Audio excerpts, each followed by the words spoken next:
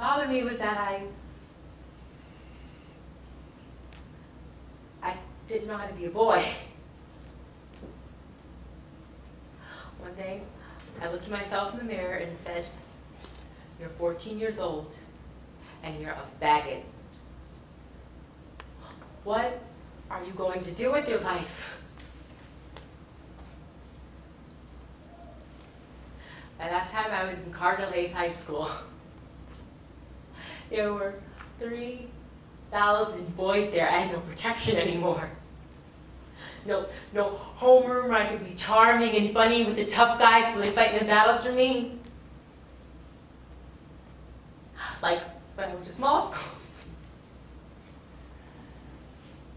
I like school. But my grades got so bad. Even if I knew the answers to questions, I wouldn't raise my hand because I would be afraid that they would laugh at me. They even whistle at me in the halls. It was awful, just awful. Finally, I went down to the principal's office and said, "I'm a homosexual." Well, it was a Catholic high school around 1962, and at the age of 15, he just didn't say that. And he said, "Would you like to see a psychologist?" And I did. And he said, "I think you're very well adjusted for your age, and I think you should quit school."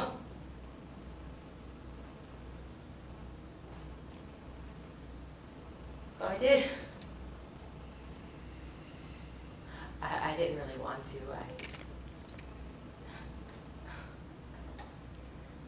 I couldn't take it anymore. See, when I quit school, what I was doing was trying to find out who I was and how to be a man. You know, there are a lot of people in this world who don't know how to be men. And since then, I found out that I am one. I was looking for the wrong thing. I was trying to learn how to be butch. Anyway, I started hanging around 72nd Street, meeting all these really strange people, just trying to make friends that were like me so that I understand what it was that I was. Somebody told me they were looking for male dancers for the Jukebox Review. You know, the drag show, so I go down to audition. Now, from all these years of pretending I was Citrus, I had this fabulous extension. I mean, I could turn anything my first audition. And they said to me, "You're too short to be a boy, would you like to be a pony?" And I said, "What's that?" And they said, "A girl." What do I have to do? "Show us your legs." But I have hair in my legs. "That's okay. Come on upstairs." So I went, and they hiked up my dungarees and put on a pair of nylon stockings and high heels.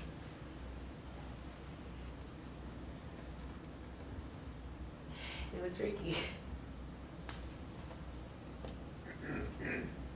It was incredible. And then they brought me back downstairs and they said, "Oh, you have wonderful legs." And I said, "Really?"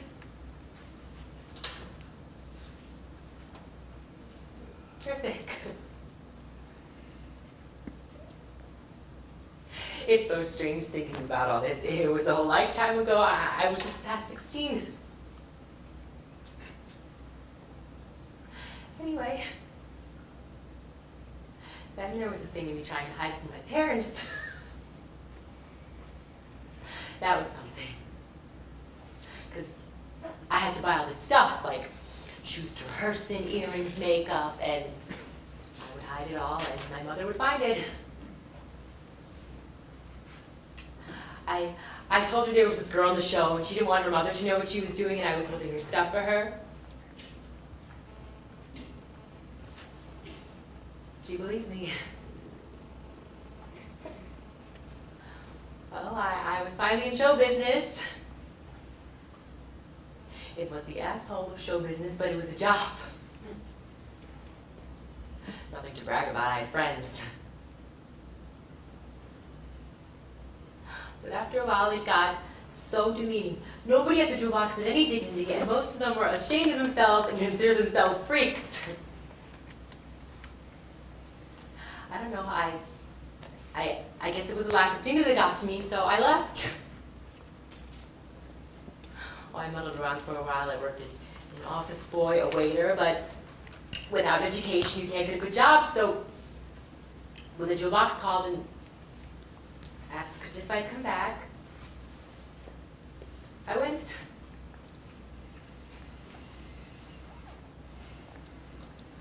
We were working at the Apollo Theater on 125th Street doing 4 shows a day with a movie. It was really tacky.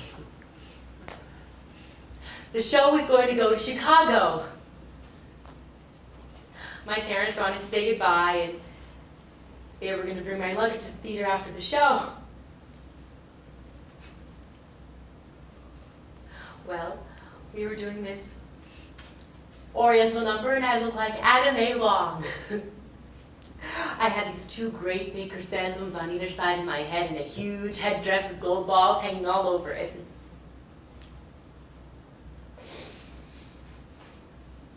Well,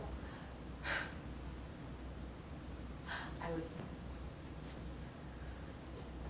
going on to the finale, and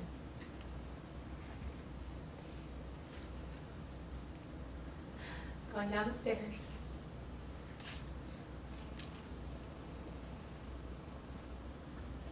And who should I see standing by the stage door? My parents. They got there too early. I freaked. I didn't know what to do. I thought to myself, I know, I'll just walk quickly past them like all the others and they'll never recognize me.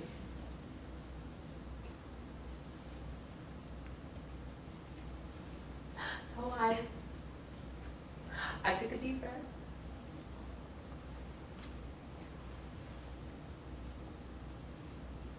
And started down the stairs.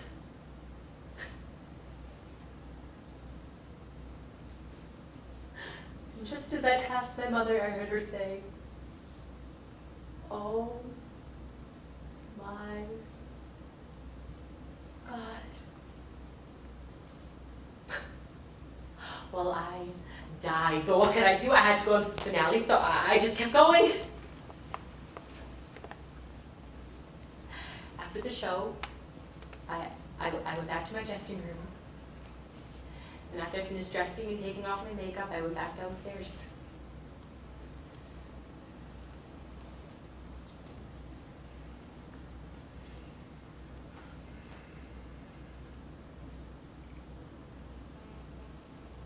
And there they were.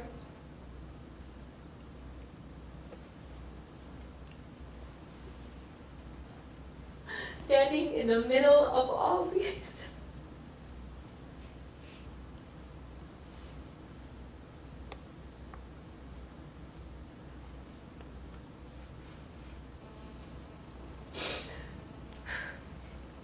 And all they said to me was, "Please write like she read.